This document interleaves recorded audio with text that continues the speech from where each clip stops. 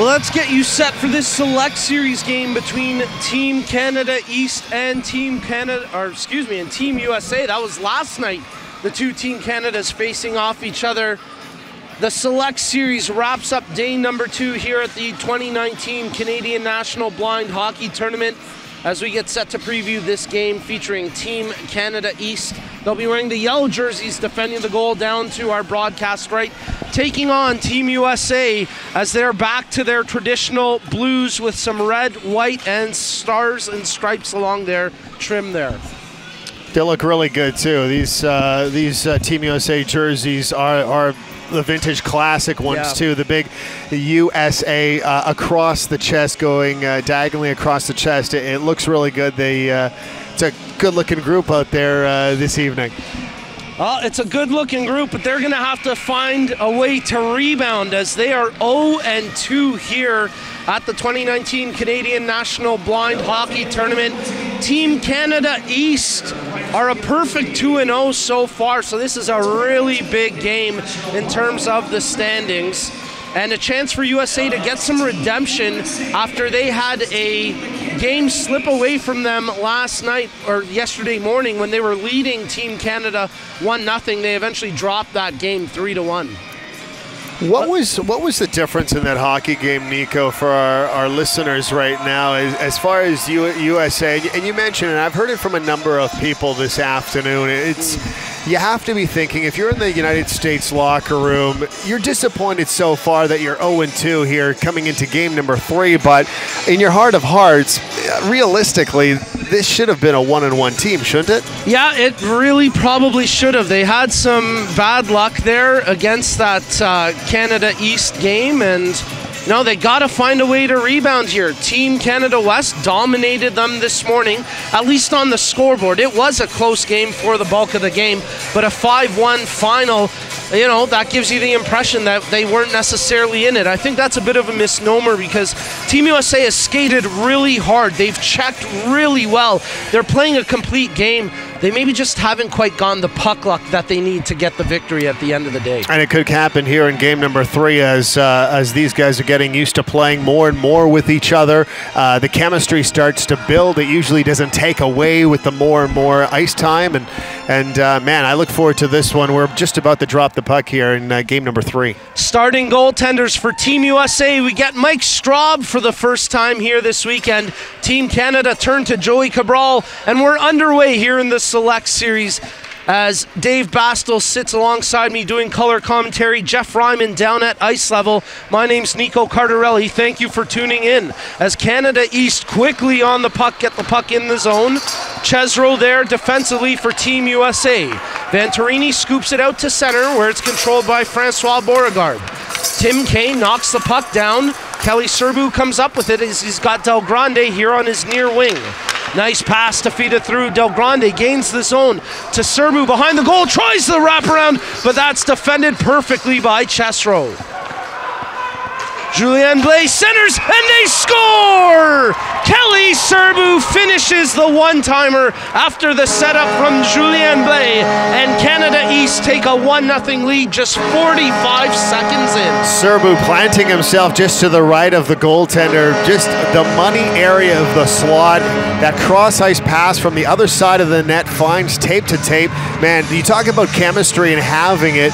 When you set up those kind of goals right in front of an opposition net, it's like these guys have played together for years, and Serbu makes it 1-0 for Canada East. A quick start, a perfect start for Canada East as they strike just 45 seconds in, and their head coach, Paul Cairns, juggling his lineup a little bit here. Rick Oriel has typically played on the blue line through their first couple of games, but here he's up on the left wing.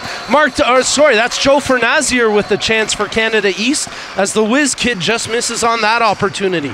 Picked up by Simone Richard. He lets the shot fly. Shanley gets the block, and then he drops on top of it to freeze it.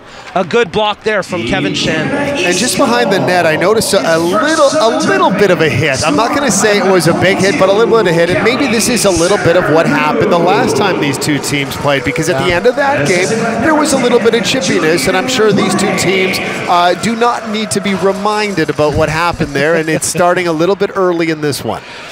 Certainly a lot of rivalries on and off the ice. A lot of these players very good friends away from the rink, but it's a competitive atmosphere when Canada and USA get together. And that's certainly the case here, as there's some physical play behind the net where it almost leads to the net being toppled on top of the goaltender. Serbu got caught behind the net, and him and Christine Venturini share a bit of a laugh there. Yeah, exactly, because I'm glad it was a laugh at the end, because it almost looked like he was guided into the back of the net. And it wasn't in a, hey, let me help you out here, but I'm going to give you a slight push. But yes, the face-off because of the net movement just outside the blue line as they drop the puck. So Team USA win that ensuing face-off, and it's Tim Kane settling down a rolling puck.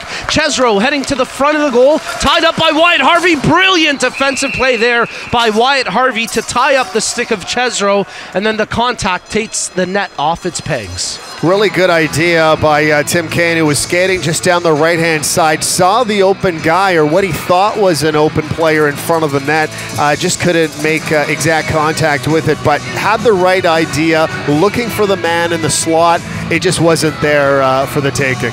We want to remind folks tuning in that you can be a part of the broadcast by chiming in on our live chat thread, just like Kelly did, who's cheering on Team USA. Let us know where you're tuning in from, who you're cheering on, and we'll get to a few more viewer shoutouts. But here's some aggressive forechecking by Steinica. He took a stick up near the face, no call as play continues on. Bodies crashing down to the ice, but it's Team USA taking possession at center ice. Chesro working up the near side wall, settles down the rolling puck. Feeds it over to Tim Kane, but 3 yellow jerseys converge on him and ensure he never gets a clean shot away. Joseph Del Grande gets to the puck first, does well to fire it ahead to Simon Richard. It's stripped away from him, and now Chesro unable to get to it ahead of Alec Angus McEachern. Nice bench management there by Team USA to ensure they didn't take a too many men on the ice penalty, as they were making some changes on the fly, and the puck right in front of their bench. Serbu catches an edge behind the goal. He crashes down. That gives Team USA an opportunity to clear. They get it to the line, but not out. Held in by Serbu. Receives a pass, lets the shot fly, and that just missed by inches. They try jam it home on the far side. The wraparound, nothing doing as Straub gets there to make a good save. Serbu with a great blast. High slot just off of the circles. Just missed that left post by, I'm going to say about an inch, but man, he had some great, I was going to say great wood on it, but I'm pretty sure it isn't a wooden stick. I'm pretty sure these guys aren't using wooden sticks, but you get what I'm trying to deliver here. It doesn't quite have the same ring when you say it doesn't quite get the composite on it, you know? I know exactly what you mean, Dave. I'm a little bit old school when it comes down to it, but you're absolutely right. The difference between the composite and the wood these days, the wood just doesn't exist anymore. There's a shot from Wyatt Harvey. Oh, Simon Richard diving to redirect it, but it just goes wide of the post. Rick Oriel settles the puck, tries to pass it over to Richard. He gets dumped by Keith Haley. Play continues on the no call as Wyatt Harvey settles the puck down nicely. He's checked closely by the Hartford Brailers representative, Keith Haley.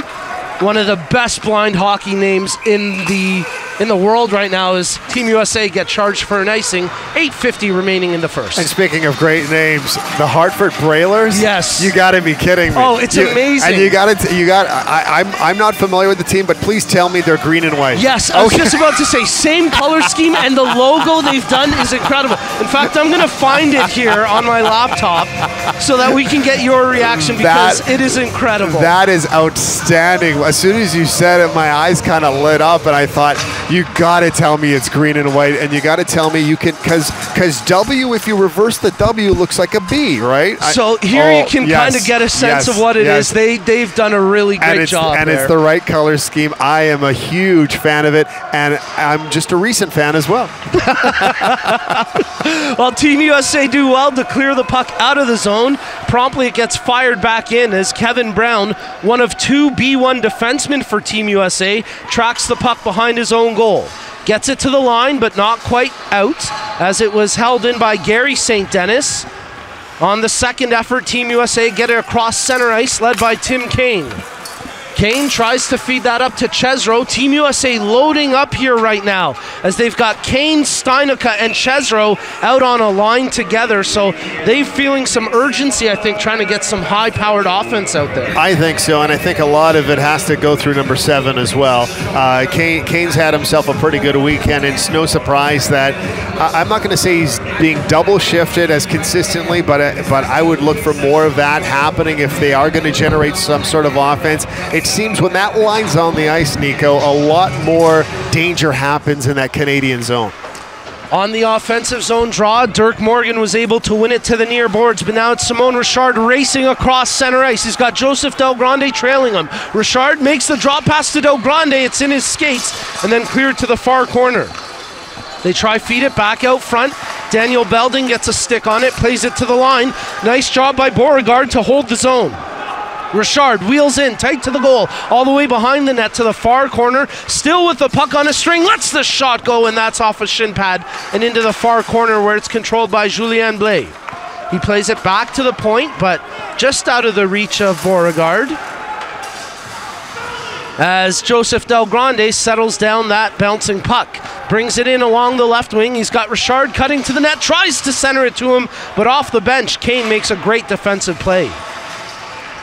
Kane tries to kick the puck out. Now it's on the stick of Chesro. We get a great comment coming in from Julie about the helmet colors. We'll get to that in just a moment, but here goes Tim Kane. Takes the shot. What a block. Wyatt Harvey is a beast on defense right now. That one goes off the post as Kane willing his way to a goal. Oh, so close. Denied by the post. Canada get it to the line, but not out. Big play by Venturini to hold the zone. Blais chases her to the far corner. Richard comes up with it.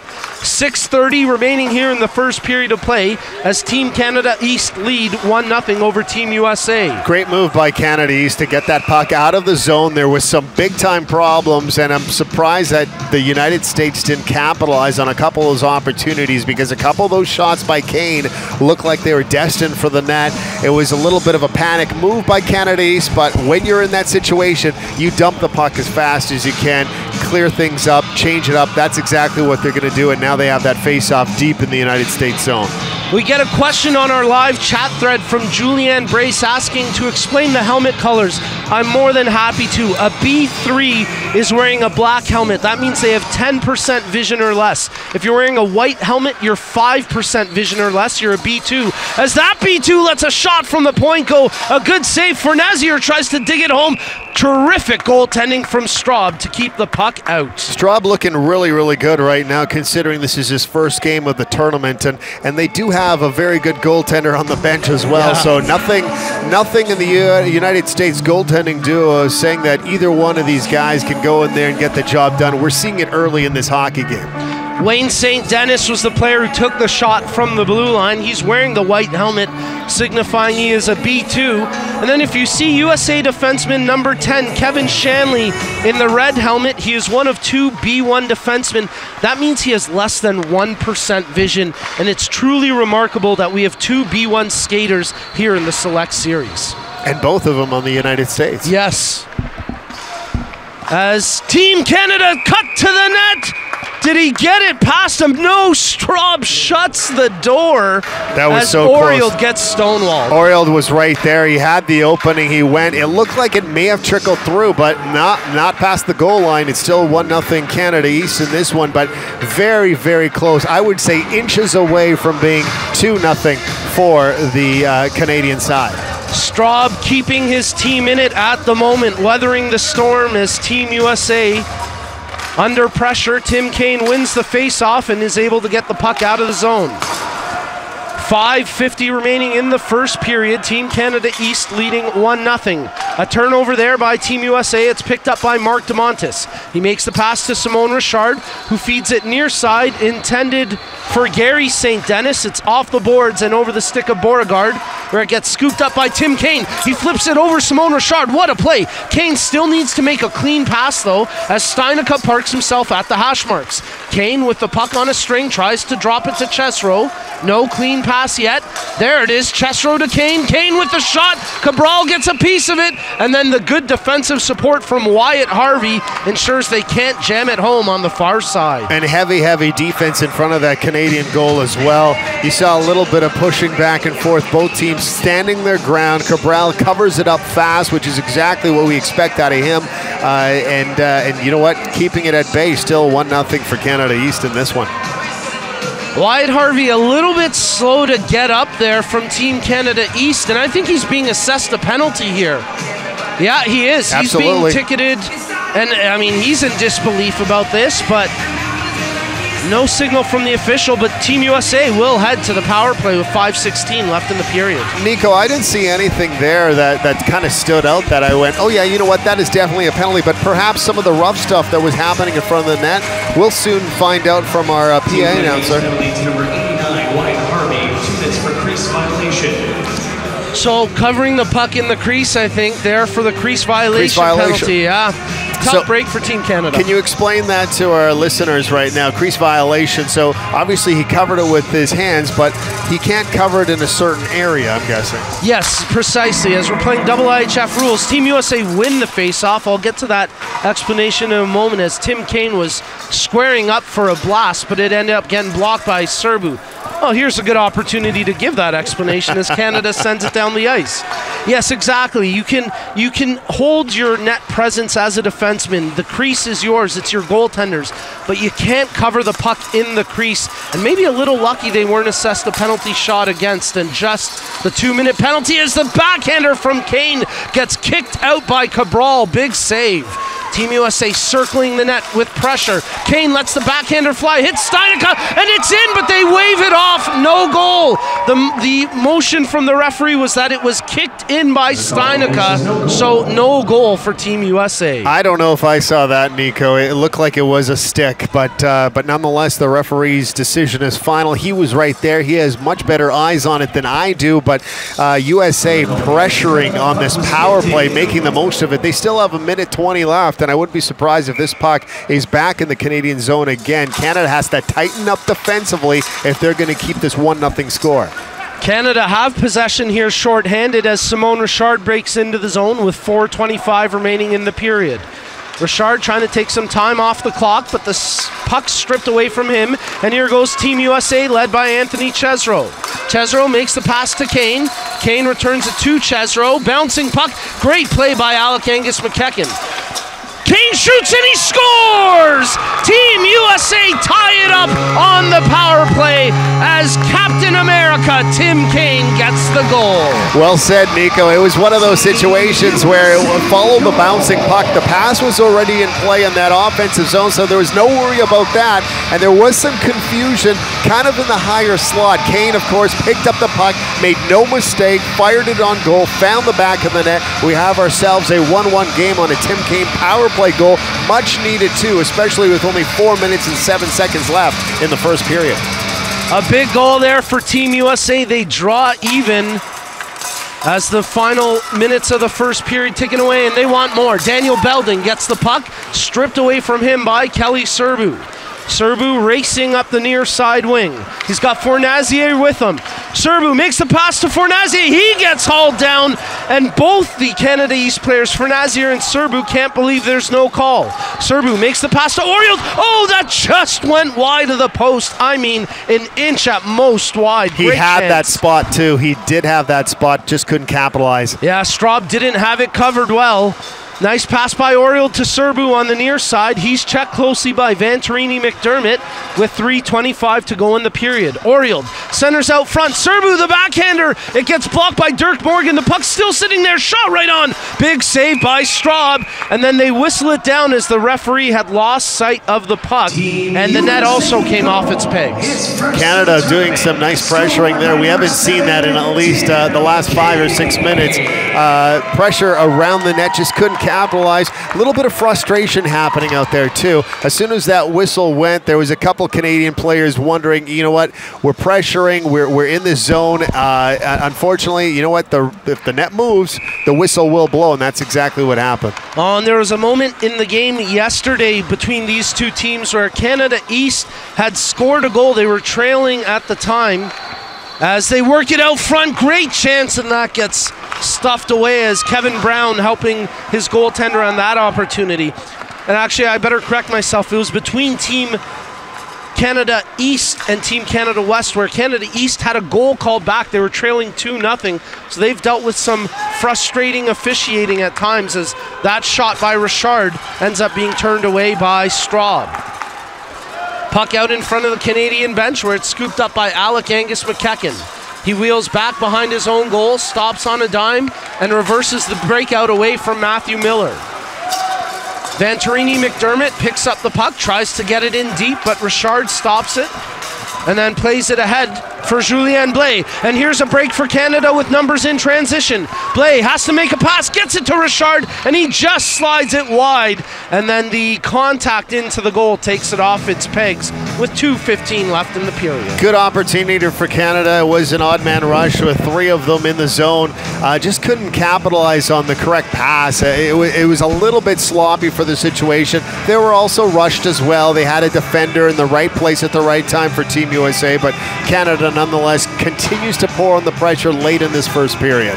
We're getting some great comments on our live chat thread, including that from Mike Moore, who's cheering on the St. Denis brothers and Team Canada. Let's give a shout out to Snowman, who loves the Brailers as well. Hey, I'm on board, Snowman. And a big shout out to Kyle Bora from the St. Louis Blues blind hockey program, cheering on Team USA, saying, "We need a lead." You got that right, Kyle. They're working hard. They're trying. I can guarantee you that. As off the face-off, the scrum for the puck, kicked ahead to Serbu. He sweeps it in on goal, but that's not going to count. No clean pass, so it stays tied 1-1. And that's exactly what they were looking for. And you know, Kelly wasn't looking for it. He just shot that on net. The way they're talking to the referees right now, he was under the impression that there was a clean pass. I'm kind of curious. I wish I could have some ears in this conversation, but we have 3 members of the Canada East team talking to the officials, kind of confused by the judgment call. But nonetheless, it was ruled no goal. I can understand Serbu's frustration, but it's a good call because the puck was kicked to him, and if you kick it to a player, that's not a clean pass. So the official's making a good call there. And I think he may be debating where this face-off goes as well, but they're going to bring it outside the blue line. Yeah, Serbu feeling a little hard done by. You can see his reaction there. No matter what the answer would have been from the referee, I don't think Kelly would have been impressed with it.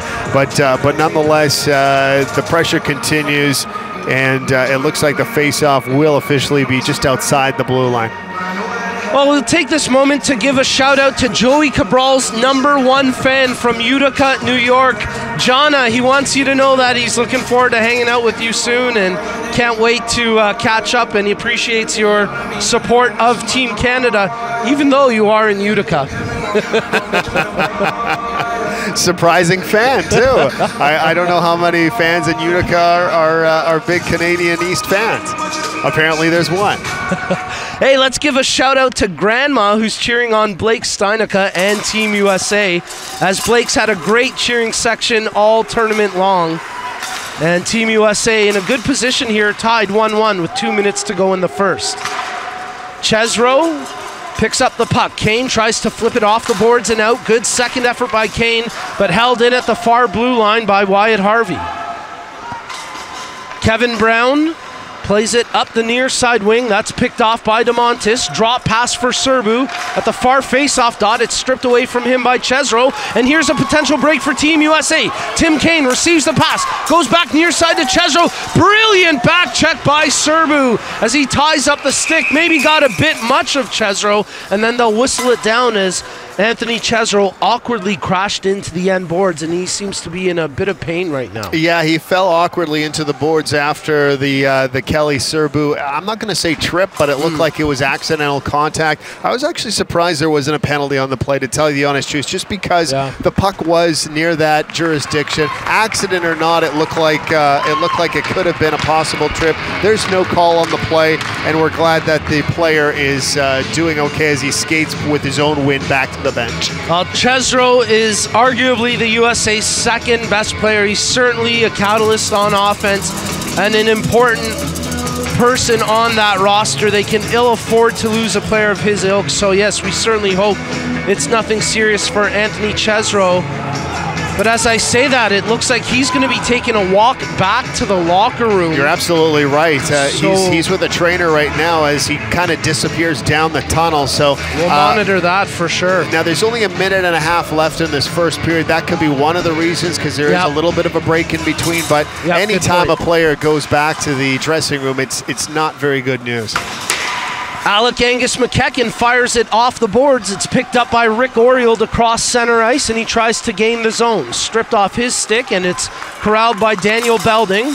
Orield comes in and separates Belding from the puck, but now it's Tim Kane scooping it up with 1:08 left in the period. Kane checking his passing options. He's got Belding in the low slot. Tries to feather one over to him with a saucer pass, but it was too hot to handle, and here goes Team Canada East. Rick Orield, he's got Joe Fernazier with him. Fernazier receives the pass, tries to get it back to Orield, but ran out of space. Good defensive play by Vanterini McDermott. Vanterini McDermott gets it to the line, but not past Alec Angus McEachern, as Tim Kane corrals it behind his own goal with 37 seconds left in the frame. Big play by Wayne St. Dennis to keep it in at the point. His shot was blocked, and then Alec Angus McEachern does the same thing on the near side. Fernazier settles the rolling puck, plays it ahead just out of the reach of Richard. 20 seconds left in the period.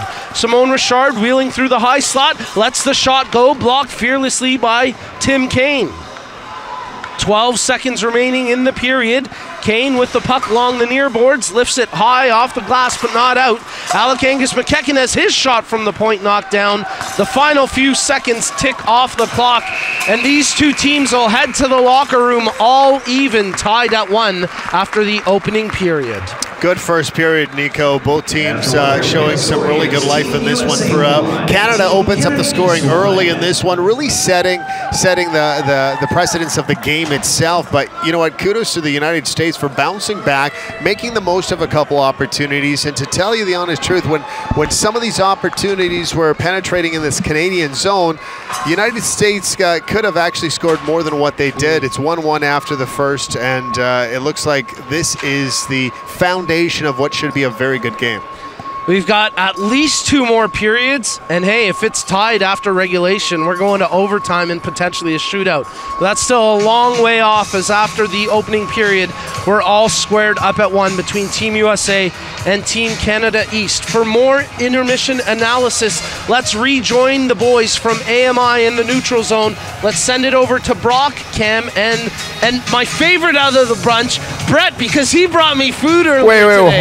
Hold on a second here, Nico. Brett's up to his old tricks and trying to... Well, it's not always about him, you know? That was a perfect example. Oh my goodness. Thank you very much, Nico. Hey, thank you. Nico, I'm bringing cake tomorrow if that's any consolation to you. And that was before you said that, so there you go. Thank you to our lovely broadcast team who just boosted Brett Nico. Guys, it's 1-1. Very good game. Kelly Serbu opened up the scoring, and then Tim Kane tied it up. Couple of notes that you guys can bounce off of. Their goalie, Mike Straub, only playing 1 game, but pretty unbelievable. Let's start there, boys. Goaltending. Wow, Mike Straub, he robbed Team Canada East with 5 minutes left in the period to keep the Americans in it. And just absolutely incredible. Yeah, it was. I counted 3 phenomenal saves. One was around with 5 minutes left. There's another one with about 6:13 left in the game. So with Mike Straub, that is why it is tied currently 1-1 right now. How difficult, guys, sitting on the bench all weekend. Maybe you feel a little bit like, I want to play, but I can't. How difficult is it to come into a game and play this way? I think it's very difficult to be able to come in and be cold and not have any games under your belt. However, that's why you're paid the big bucks to come in and do that. So you have to have a good, tough mental attitude and be able to come in here and shine and help your team out. And Straub is certainly doing that for Team USA. If Mike Straub is their dedicated backup goaltender, he's certainly not showing it. It looks like he's been playing all weekend. Is that, when you're in a situation like that, we talked about it earlier in the broadcast, is it really important to feel the puck in warm-up more so than a guy who's been in all tournament? Definitely. You definitely need to be able to feel that puck and warm up just to kind of get the goosebumps out of you, the whatever you want to call it, the pits in your stomach. You need to be able to get that feel for the puck to, be able to have a good game. But on the flip side, he's good and fresh because he's been sitting there for a bit. So, yeah, I guess that's true. You could look at it that way, being good and fresh. I want to speak to the Kelly Serbu back check near the end of the period. That was pretty great, guys. Pretty great two-way play. It's defensive hockey. That's what's going to win games, and players that are going to be able to play a 200-foot game. And I think Kelly Serbu certainly did that. And Canada East team, they're doing well defensively. But let's not forget the U.S. team, because Victoria McDermott, number 23, she sacrificed her body and saved a goal from an easy tap-in around the 9:30 mark of the first period. So this game could easily be at least 2-1 if it isn't for defensive plays such as what Victoria McDermott did. What is something that needs to be improved upon? Let's start with Canada East. What is something that needs to be improved upon in the second period? I just think that they need to be reminded that there's another 2 periods left, and so they need to continue to just play their game and compete until the final buzzer. Cam? With Canada East, they've got to stay out of the penalty box. I know they had at least one penalty, and that was Wyatt Harvey doing the crease violation. So I would say to make sure that they stay out of the penalty box and keep the pressure on and get that cycle game going. Let's go ringside and check in with Jeff Ryman downstairs. Jeff? I'm with Team USA captain Tim Kane. Now, Tim, you guys obviously didn't get off to the start of the tournament like you wanted to, down 2 games right now, but you're tied 1-1. You scored the first goal for your team. What was the mindset heading into this game, already being down 0-2 heading into this game?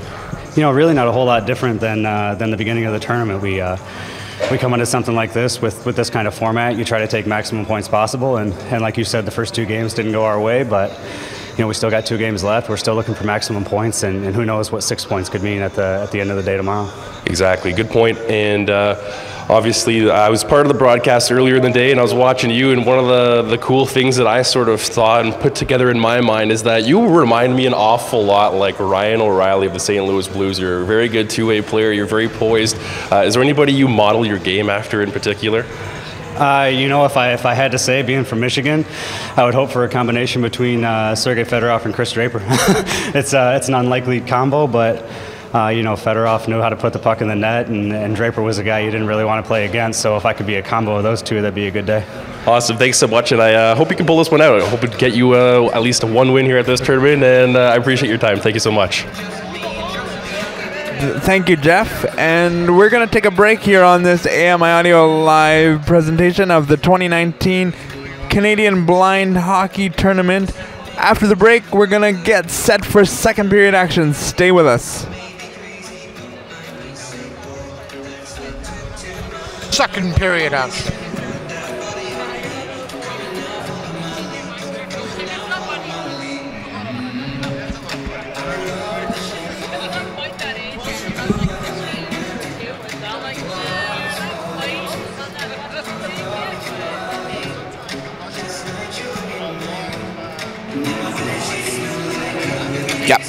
Perfect.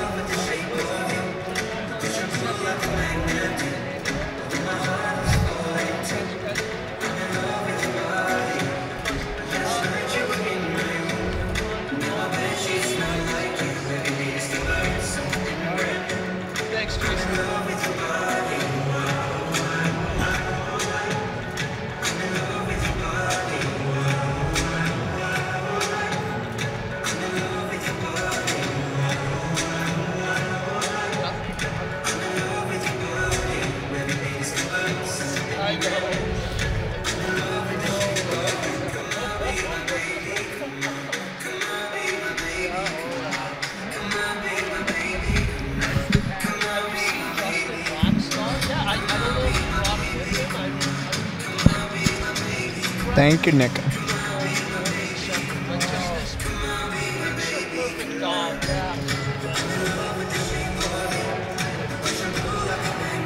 Welcome back to day 2 coverage of the Canadian National Blind Hockey Tournament here at the Mattamy Athletic Center.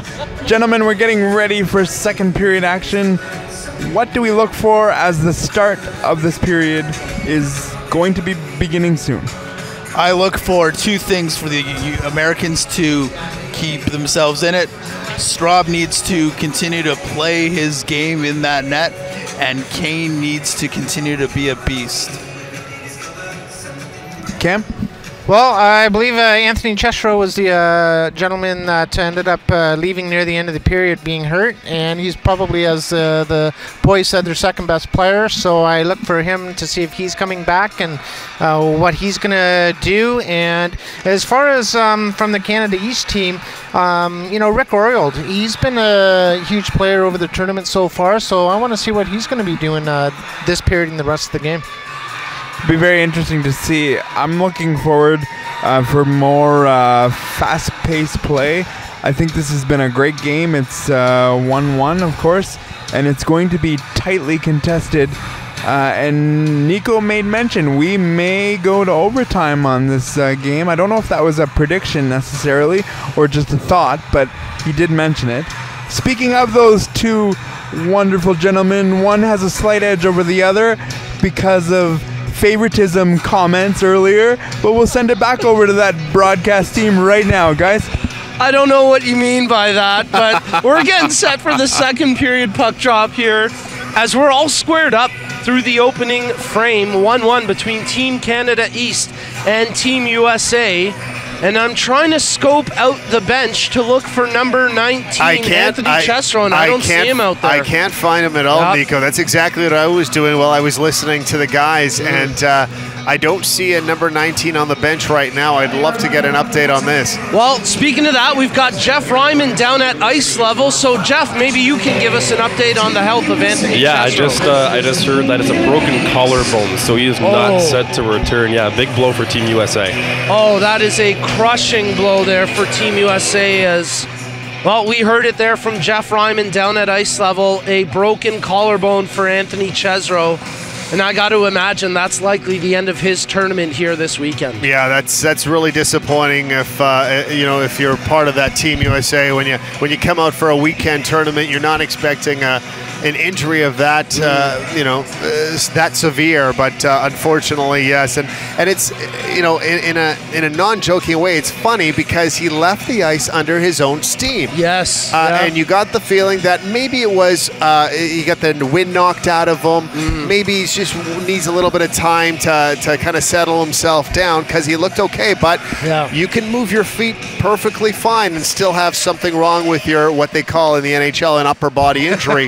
But a broken collarbone is not the way he wanted to leave this tournament. No, it's a serious injury, unfortunately, for Anthony Chesro, as the puck is dropped and we're underway in the second period of play, as these two teams all squared up at one. Daniel Belding tracks it in front of his own bench, leading the breakout.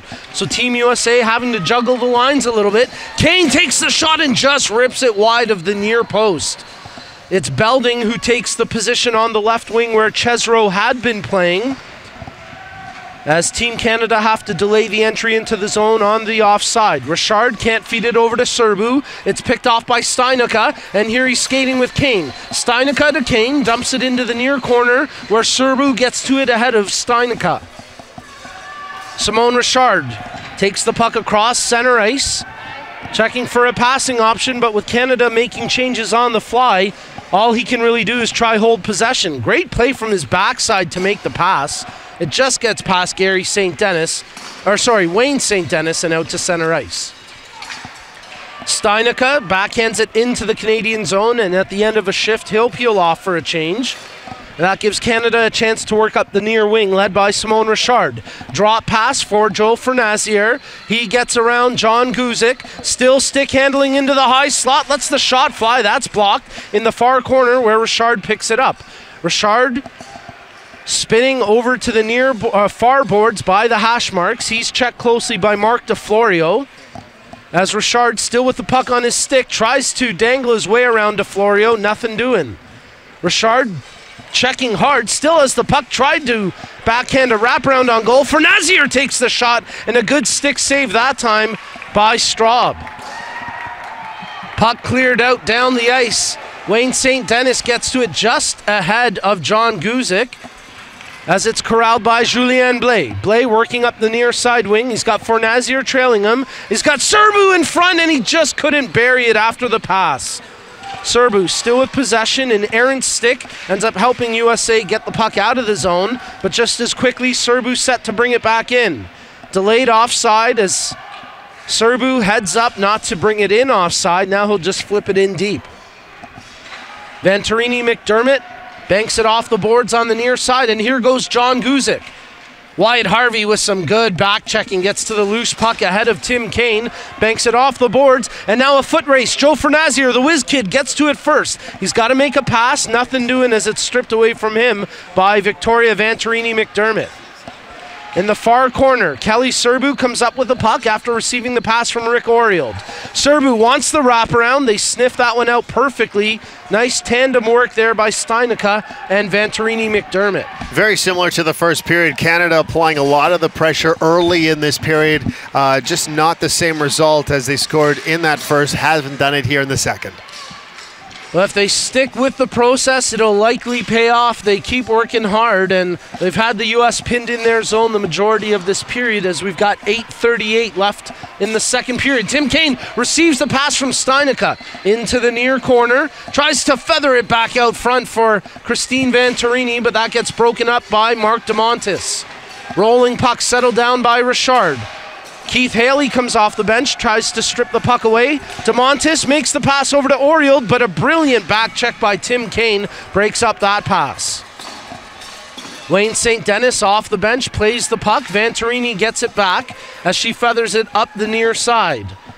We'll get to a few more viewer shout-outs on our live chat thread, getting a lot of support for Team USA right now, as with 8 minutes remaining in the second period, Team Canada East lead the breakout as Gary St. Dennis battling for the puck with Blake Steinicke. Oh, great play by St. Dennis from his backside to swing it cross ice to Serbu. Serbu, he's got Del Grande cutting to the net. Serbu with passing options, feeds it back intended for St. Dennis. Now it's Alec Angus McEachern who lets the shot fly. Some big collisions there, but inadvertent contact. Play continues on. Serbu dumps the puck in deep. as Kevin Shanley tracks it behind the goal, but Del Grande gets to it first. Poked off his stick, Gary St. Dennis sweeps it right through the blue ice. Serbu unable to redirect it in. Straub was able to get a piece of that with his pads as we remain tied 1-1 with 7:11 left to go here in the second period.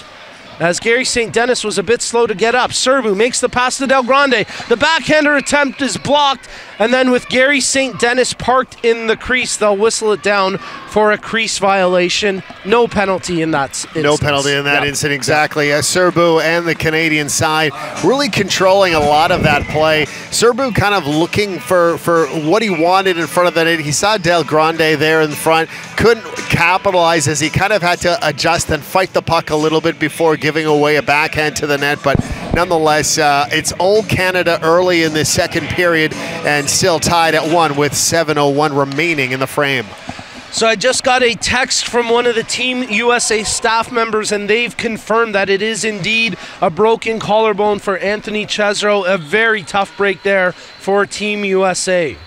As Joe Fernazier gets hammered down, play continuing on after Belding puts the bash there, and now Tim Kane scoops it up. Kane tries to clear it out. Richard able to get a piece of that pass as he holds it in. Richard working the near side wing down low into the corner. There's the buzzer for the good pass. Richard still with the puck on his stick. Cycling through the high slot all the way to the near side now. Finally, the Americans take it away from Richard as Tim Kane banks it off the boards down the ice, and that's going to be an icing call against Team USA with 6:13 left in the second period. Richard handling a lot of that offensive play, just looking for that open person and really couldn't find him. It's a marvel the way a very video game like, and I know you're part of that gaming world, Nico. But player one on Canada East was definitely Simon Richard, and he just couldn't capitalize on finding that connection. I think the Xbox translation of that move is AXR2 Spinorama. That was some incredible play from Simon Richard. Yes, it certainly was. Very video game-esque indeed. And now Team USA try clear the zone, held in by Wayne St. Dennis with exactly 6 minutes remaining here in the second period. In the far corner, Rick Orield pokes it back to the line for St. Dennis, who then returns it to Orield at the far side hash marks. Plays it down low behind the goal for Fornazier, who, well, nearly took a big hit there from Dirk Morgan. Actually, check that. That was Mark DeMontis, who has started to give it a bit back to Morgan there. Shot from Serbu just goes wide. The net off its pegs. They'll whistle it with 5:35 left to play. A little bit of frustration on the Canadian side. You can almost sense it that they are looking for the second goal and crave the second goal. It just hasn't happened yet, and momentum was kind of stopped with that net being bumped off in the morning, so to speak. But you know what? If they continue pressuring, they will break the dam, so to speak. I'm just wondering how long Team USA can hold itself in their own zone without any offensive capability, because right now we're seeing a one-sided game, and it's severely tilted for the Canada side. And I think it really speaks to the loss of Anthony Chesro from the American lineup. They really weren't pinned in their zone as badly as we've seen here in the second period. And we should also mention that Luke Miller, one of their other top players, was unable to attend this weekend. So Team USA already without one of their best, and now hearing about the injury to Chesro, it makes it that much tougher for them. As Tim Kane picks up the puck at the top of the face-off circle, lets the shot go. It off a body and wide behind the goal over to the far side corner. Kane gets dumped in the corner. He wanted a call, nothing coming. As the puck played off the glass wide, Harvey then gets dumped in the near corner. Lots of physical play here in this one. Del Grande receives the drop pass from Simon Richard. Richard tracks it to the far corner as Julien Blais sets up in front of the goal for a pass. Richard takes the shot. 3 blue jerseys below the hash marks. They block the shot and then send the puck high down the ice, but it won't have enough for icing. Simon Richard has possession for Canada, and with no pressure, he'll just take his time on the breakout. Team USA starting to look a little bit gassed here, as Richard makes the drop pass intended for Wyatt Harvey. Rick Orield receives it, takes the shot. Again, incredible defensive support there 3 blue jerseys below the goal hash marks blocking the shot. Richard takes a shot, that one blocked by Venturini McDermott with 4:05 left here in the second period. From his knees, Fornazier unable to get the pass across, and Dirk Morgan does well to muscle it out of the zone and inside the Canadian territory. That's going to be a penalty against Team USA, as it was Wayne St. Denis that got dumped by Dirk Morgan, and here goes Canada East. Serbu makes the pass near side to Oriel, though he just missed on that chance. DeMontis picks up the rebound off the end boards. Serbu takes possession. Still no touch from the Americans. Shot right on. Serbu with another opportunity. Oh, they're throwing everything at the goal. Straub makes the save. How have they not whistled it down? Finally, they call it, after Straub was able to keep the puck out despite that sustained pressure. That was a long delay. We're talking about over a minute there. The actual infraction happened deep in the Canadian zone. Canada pressuring all the way up and continued to pour it on. It was everything but a goal in that kind of situation, Nico. And once again, I'm not calling the stars right now of the game, but Mike Straub right now is a game star. Absolutely. In that Team USA net. He's a big reason that this game is still 1-1. We've got a penalty assessed out of that scrum. It's being ticketed to Keith Hollywood Haley, as he'll sit in the box for 2 or less with 3:26 left here in the second period. I know you're laughing. I can't even take credit for that one. That he came with that name. It's a great nickname. It's really a great nickname. And they're a great family as well, the Haleys. Keith and his dad up here this weekend. I've had the opportunity to chat with both of them, as once again the net off its pegs, so we'll have a whistle with 3:16 left in the period. A really great hockey family the Haleys are, and big Boston Bruins fans as well. No surprise, considering they're from Hartford. I was going to say, the Hartford doesn't have the team anymore, so that next closest team is the Boston Bruins, and a good one to match up against. Canada still has, they only used 9 seconds of this power play, so minute 51 remaining with the man advantage, and there looks like there's conversation between the United States keeper and the referees. I'm not sure if it was an equipment issue or anything of that nature, but nonetheless, they haven't dropped the puck yet, just because that conversation continues here in the second period. I wonder if Straub was maybe putting a word in the referee's ear about the crease crashing, because there's been a lot of activity in his blue paint, and I think that maybe he's had just about enough of people crashing into him. But they will get set to drop the puck to the right of Mike Straub as he finds his positioning on the post.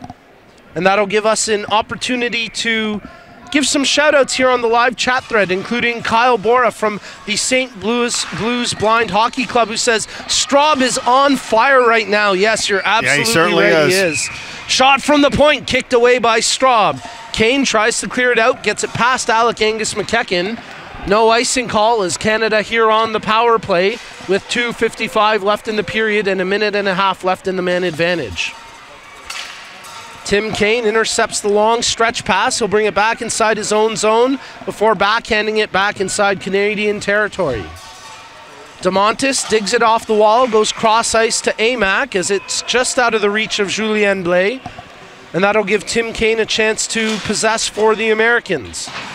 Kane lifts the puck, sends it the length of the ice, as there's just 1 minute remaining in the Team Canada East power play. Wyatt Harvey, the versatile skater, starts up on the breakout. He breaks up the near wing, goes into the middle of the ice across center. All the way to the far side, he dumps it off to Julien Blais.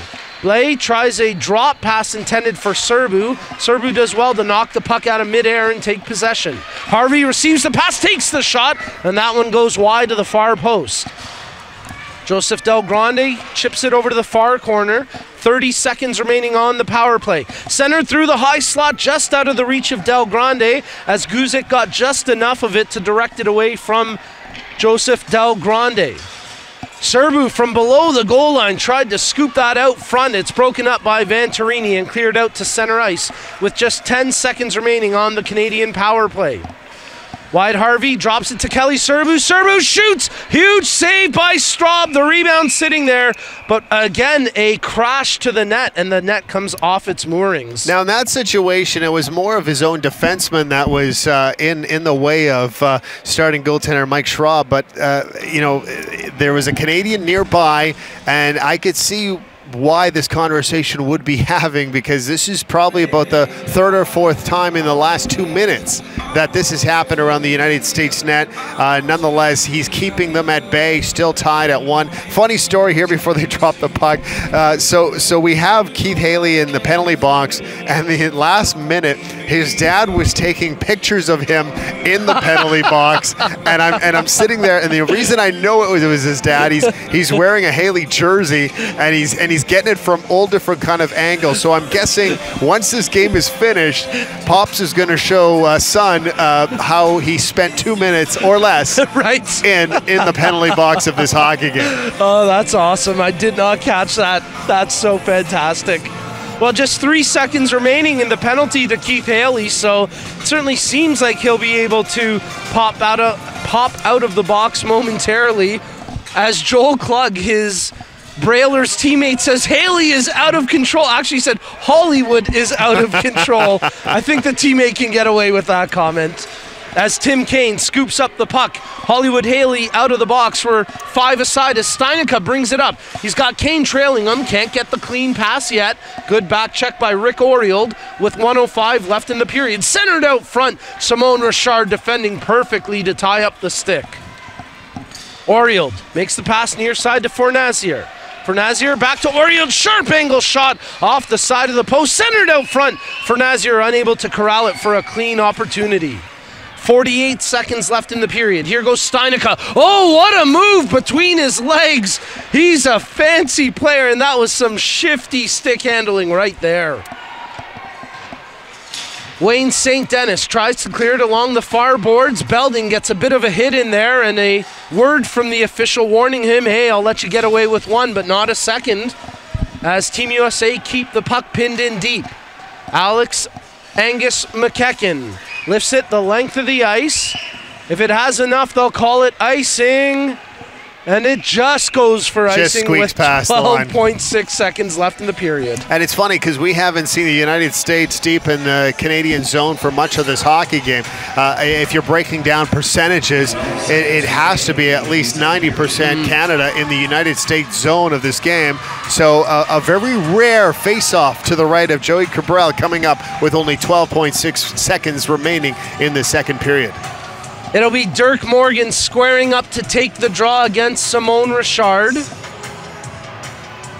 as the referees spot that one of the bench doors was a bit ajar, so they close it and will get the puck dropped for the final 12 seconds. USA win the face-off. Venturini's shot blocked by Wyatt Harvey. 7 seconds remaining. Matthew Miller tracks it to the far corner. Miller tries to dig it out front. Harvey there to intercept it. The buzzer sounds, and with 2 periods in the books, little separating these two teams, we're still all tied up at 1. Good second period by the Canadian team, putting on the pressure for the most part. Weren't able to capitalize on it. We're tied at 1, and I don't know if they have the United States on the ropes or not, but there doesn't seem to be much pushback from the United States in the second period. And hopefully in the third period, there's a little more offensive generated in that Canadian zone, because we did not see it here in period number 2. Let's get to a couple of quick shout-outs on the live chat thread before we rejoin the Neutral Zone boys at AMI. Let's give a shout-out to Chris Orr. That is a great hockey name. Orr, who's cheering on Dirk Morgan and Team USA.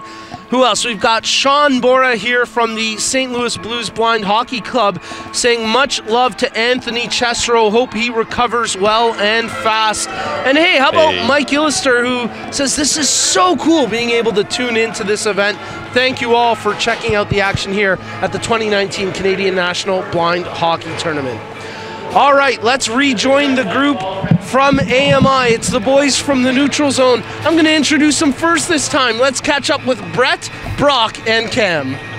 And it continues, Nico. It continues. And it will continue going into tomorrow. Wow. All right. So, it's...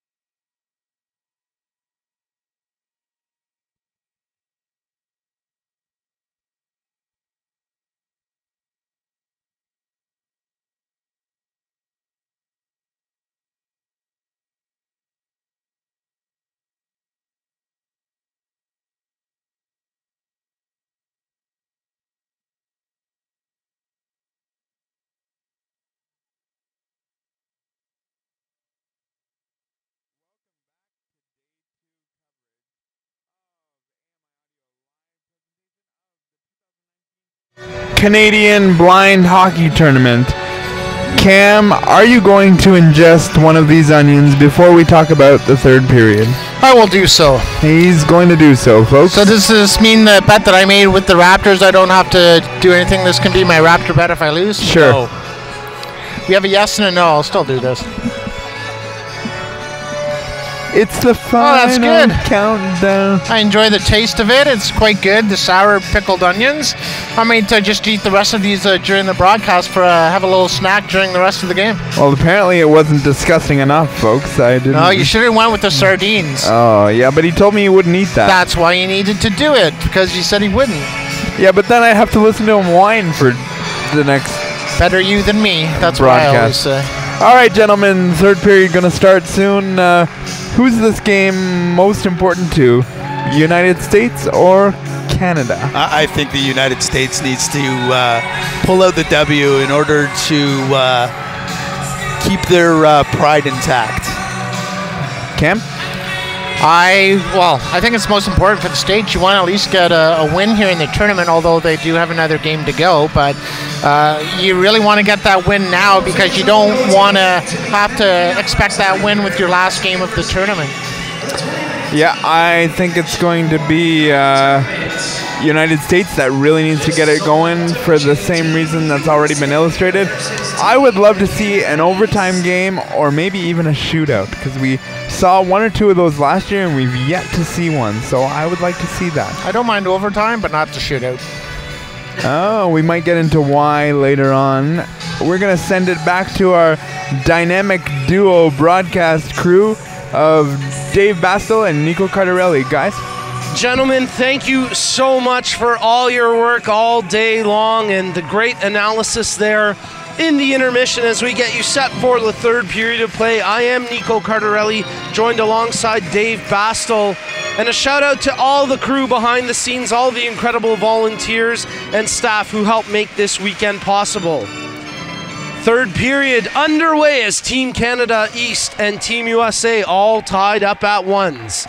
Kelly Serbu out there on the right wing as Simone Richard took the face-off. Richard gets the pass from Serbu. A little bit of wet ice there as physical play and the ice kind of combining with players losing their feet as Tim Kane gets the puck in deep inside the Canadian zone.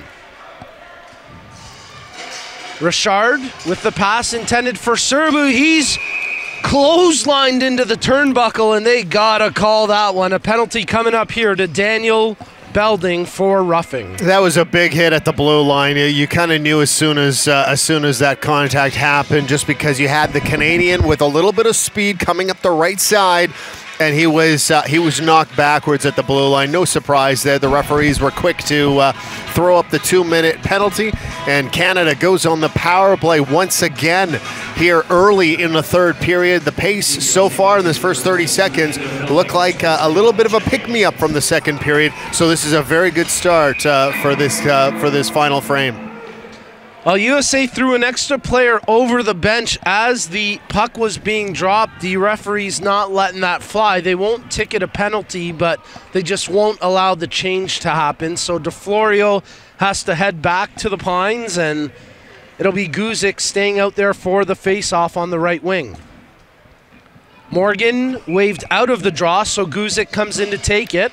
As they scrum off the face-off, played to the line, rolling puck just gets past Wyatt Harvey. Wyatt Harvey cycling around, plays it to the near side for Joseph Del Grande, but they go in just offside, so a stoppage with 11:14 left in the third period. We've been getting some great comments on our live chat thread. And before the start of the period, I said, third period coming up, who you got? We're getting some good responses here. Joel Klug from the Hartford Brailers saying, USA needs a win, and Keith Haley really needs to pick up the pace. Man, these teammates are ruthless with each other. And then Julianne Brace cheering on Team Canada. Wyatt Harvey retrieves it from inside his own zone. 1:35 left on the power play. Harvey breaking up the right wing. He gets tied up by Steinica, and a bit of a headlock there as he takes Harvey down. Kelly Serbu working up the near boards, challenged by Tim Kane as Serbu cycling far side, plays it back to the near side for Simone Richard.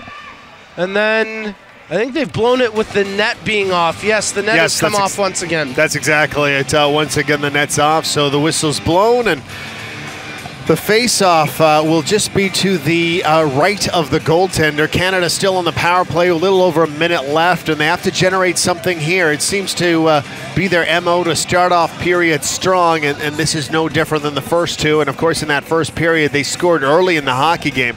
They hope to capitalize here with the man advantage still for another minute left.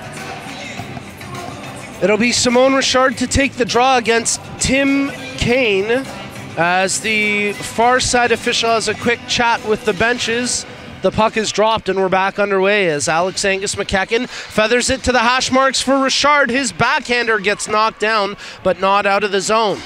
Wayne St. Dennis holds it in for a moment. Tim Kane moments later clears it down the length of the ice with just 55 seconds remaining on Team Canada East power play.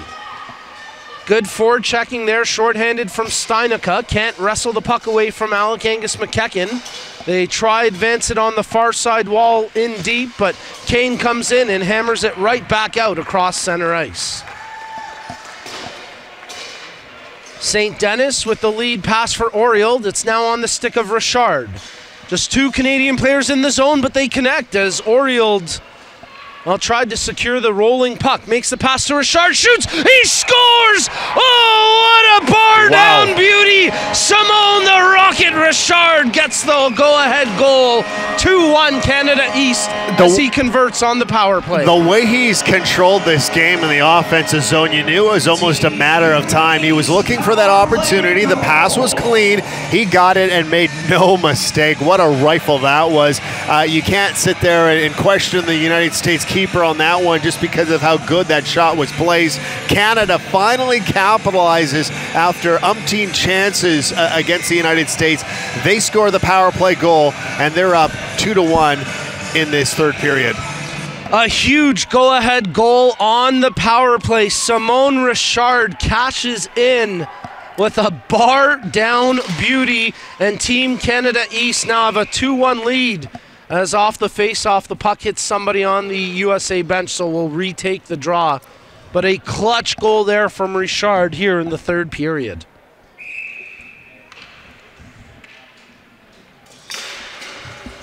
The face-off won by Team Canada East. They dump the puck in deep as Mark DeMontis gives chase to the far corner. Passed it over to Kelly Serbu. He tried to jam it home, but nothing doing as John Guzik digs it out and clears it across center ice.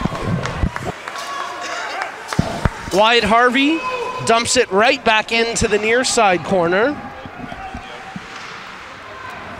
As they scramble for the puck, Dirk Morgan does well to tie up Serbu and take it away from him. Team Canada East on the delayed offside call. Didn't realize they had to leave the zone, so they'll whistle it down. No, there was some question about that. They definitely did not know that, because a lot of times when they're in that situation, they're heading to the blue line pretty fast, but there were some question marks on there. Nonetheless, it's called on the delayed offside. Canada, that faceoff will be just outside the blue line, and they're about to drop the puck on this one. We get a comment on the live chat feed as Root asks, blind hockey? Yes, all the players are legally blind. They have a varying degree of vision. It's 10% or less. As Richard feeds it across, it's broken up by Tim Kane. Kane skating the puck up now for Team USA. Steinica with him on the right wing. Kane makes the drop pass for DeFlorio. DeFlorio feeds it back to Kane as he does well to bank it to himself off the boards. From his knees, he nearly put that one in along the far post. Great chance for Captain America, Tim Kane. Kane was just inches away from that far right post. That was that close to tying this game up at 2. A one-goal game right now. Team Canada East leading 2-1 with 8:30 remaining in the third period. Richard centers in front. Great jam home chance as they continue to whack away at it. But Joseph Del Grande gets denied by the left pad of Mike Straub. I'm curious with the fast whistle there, too, because the puck looked like it was open on the side of the United States net.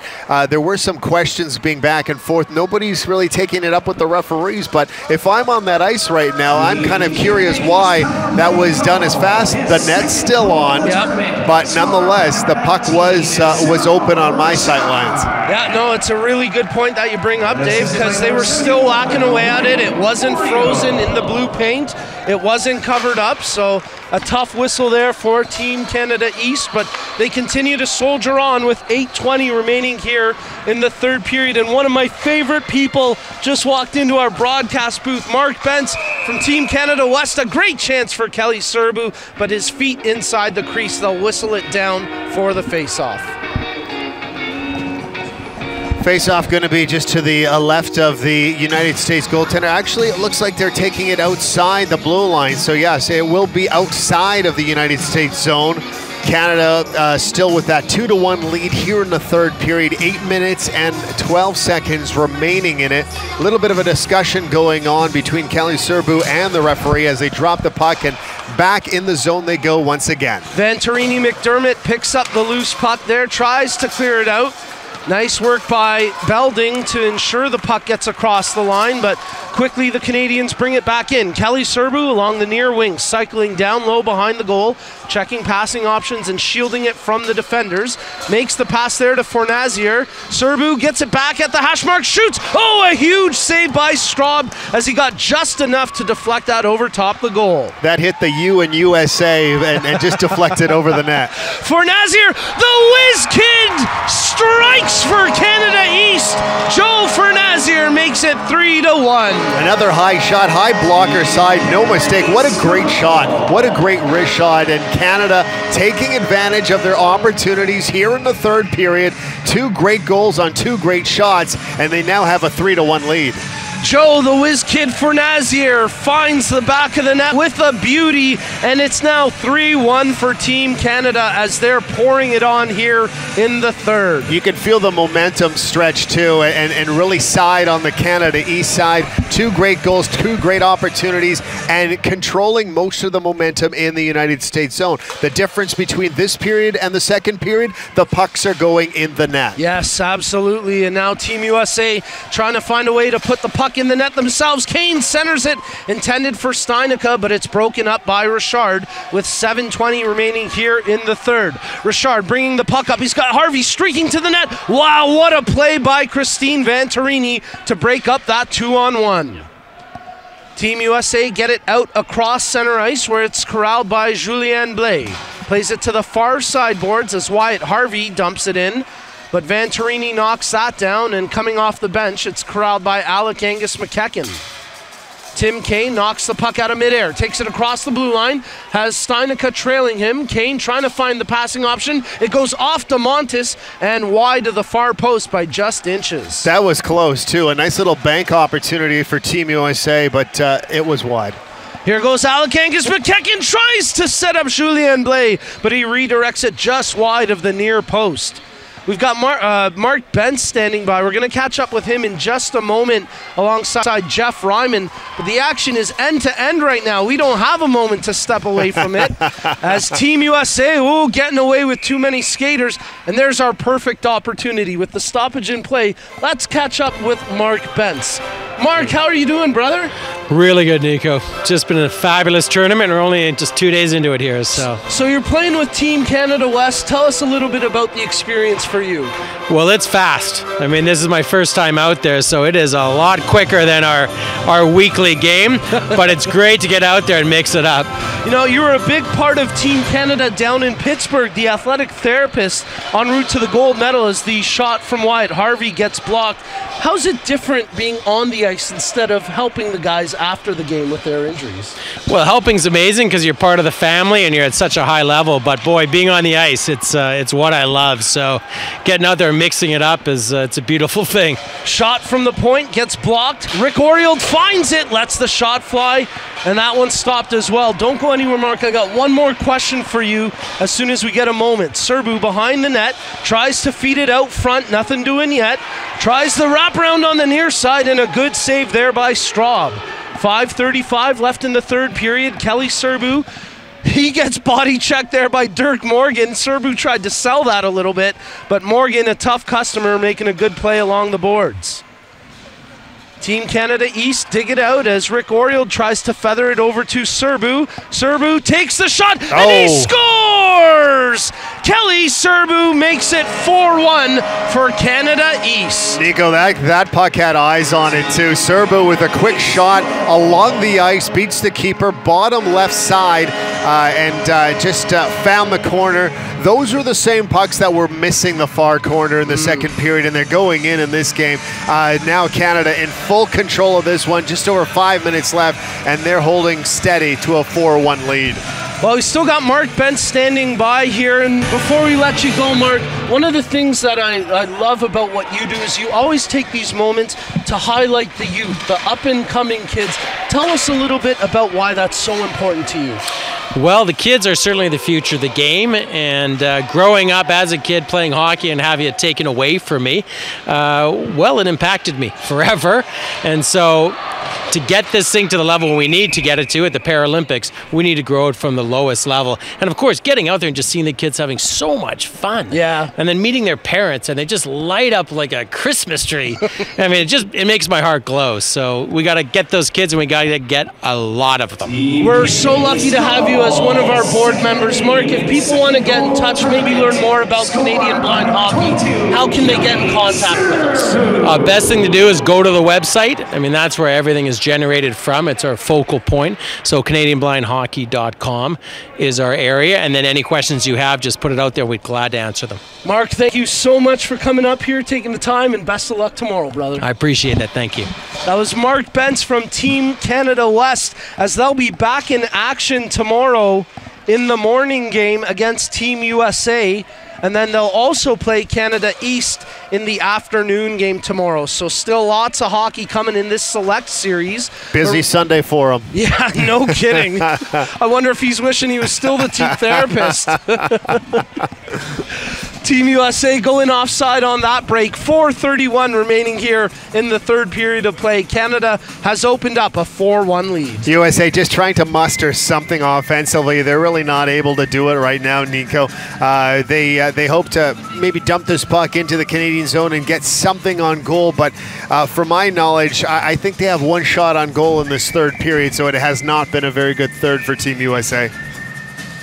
Well, and it's understandable given the loss to their lineup, a significant injury to Anthony Chesro, a broken collarbone, and well, really the feel of this game has changed dramatically since Chesro had to leave with injury. Delayed offside against Canada East. That gives Dirk Morgan a chance to play the puck out of his zone. Francois Beauregard comes up with it, banks it off the boards, where it's controlled by John Guzik. 4 minutes even remaining here in the third period of play. Team Canada East leading Team USA 4-1. Rolling puck corralled by Kelly Serbu. He works his way up the near wing. He's got players going to the net. Serbu drives wide all the way behind the goal into the far corner. Now lays it behind the goal for DeMontis. He tried to tuck it in. He had Straub pulled off the post, just couldn't quite find the back of the net with that attempt. Had the right idea too, because he was unmarked behind that goal and had that opportunity for the quick wraparound, but they were equal to the challenge. Still 4-1 Canada. Team USA breaking out, led by Victoria Venturini-McDermott, chipped ahead by Tim Kane inside the Canadian zone, where Rick Oriel, now playing back on defense for Team Canada, scooped that puck up. Richard digs it off the wall. It's corralled by Fornazier, who passes it back to Richard, who then plays it behind the goal for Fornazier. Oriel up there at forward once again, digging away for the puck behind the net. As a couple of players scrum for it. Kevin Shanley there defensively for Team USA. 2:45 remaining in the third period of play. Alec Angus McEachern holds the zone. Good play at the blue line. As Rick Oriel tries to dig it out of the pack, but it's Tim Kane who banks it off the glass and out. Amac does a good job to play it off the boards, just out of the reach of Joe Fernazier. Now Fernazier comes up with it. It's him and Richard breaking into the zone. Richard drops it to Fernazier, takes the shot with a pile of bodies crashing in front of the goal, and Team USA able to clear it down the ice. But that's going to be an icing call here with 2:14 left in the third period. USA a little bit desperate to clear that zone, and that's why you saw not just any kind of icing, but a definite hard ice too. That puck found its way down to the Canadian East zone pretty quick. The face-off now at 2 minutes and change left in this hockey game. Canada could almost seal it up here with more pressure in this USA zone and the dying minutes of the third period. Serbu gets set to take the face-off against Dirk Morgan as it's coming to the left of goaltender Mike Straub. Serbu ties up, Canada takes possession. Del Grande tries to feather it over to Wyatt Harvey. He backhands it into the near corner where Serbu gets tied up by Kevin Brown. Great defensive play there by Kay Brown, making the play for Team USA. $1:55 remaining here in the third period of play, as it was 1-1 coming into this period, but Canada have put their foot down and now lead it 4-1. Sharp angle shot by Blais gets stopped. They try jam home the puck, but Straub has it covered, and they'll whistle it down with 1:41 left in the third. Pressure continues in that United States zone for Canada East. They are not changing lines too, which is kind of, I'm kind of surprised. This line has been on the ice for the last 2 minutes, or at least it seems like it. But the Serbu line is still there, and he's still directing traffic. It almost looks like he has the kind of intensity that he wants to make this game a 5-1 score. Yes, as he wins the face-off, but he chops it past Wyatt Harvey, so Harvey has to race back to the far side corner of his own zone to track it. Makes the pass to Julien Blais. He can't squeeze past Tim Kane. Kane made the pass to DeFlorio, and he just couldn't quite handle the puck cleanly. Serbu streaking up the left wing, near side, centers in front, they score, no goal. Waved off immediately as Joseph Del Grande got the stick to put it in, but again, the referees wave it off right away. And they were quick on it too. They saw it, they called it, it wasn't a goal.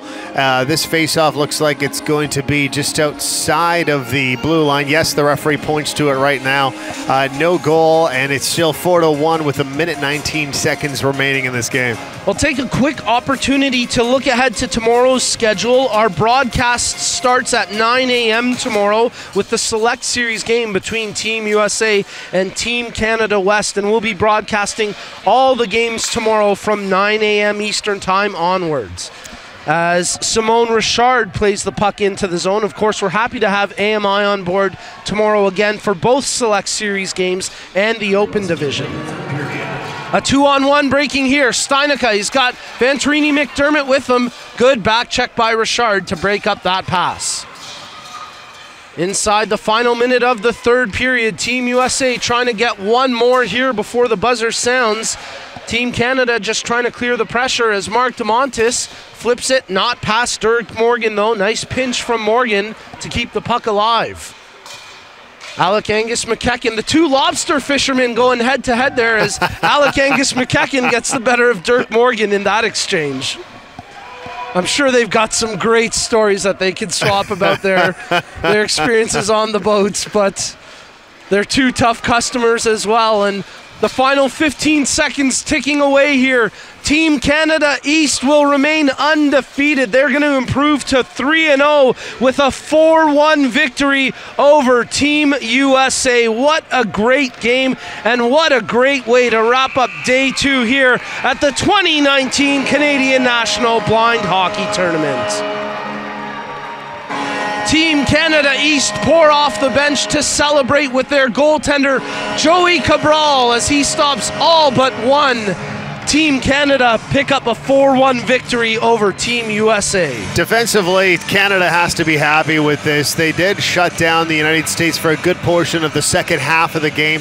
The first period was a little iffy, as it looked like it was going to be a wide open game. There was a couple key injuries on the United States side. We do know about that. But Canada, for points-wise, did control the majority of the second, did control the majority of the third period. A well-earned victory here, 4-1 the final score. And the goaltending on the Canada side, relatively quiet, but Cabral was steady as usual. And it's something that we've come to know, that the goaltending that comes out of Joey Cabral will always be at this standard. It's tough enough scoring on him, but when you reduce those opportunities, it's that much harder. And full credit to Mike Straub, who played one heck of a game in goal for Team USA. He kept them in this really through till the third period before the Canadians started to flex their muscle, and the final score ends up being 4-1 for Team Canada East over Team USA. Dave, it's so great having you here again. Thank you so much for joining us on the broadcast. I always enjoy working with you, and it was an absolute blast to have you here. Nico, I wish I could be here for more of it. And once again, you're one of the best guys I've worked with in this position.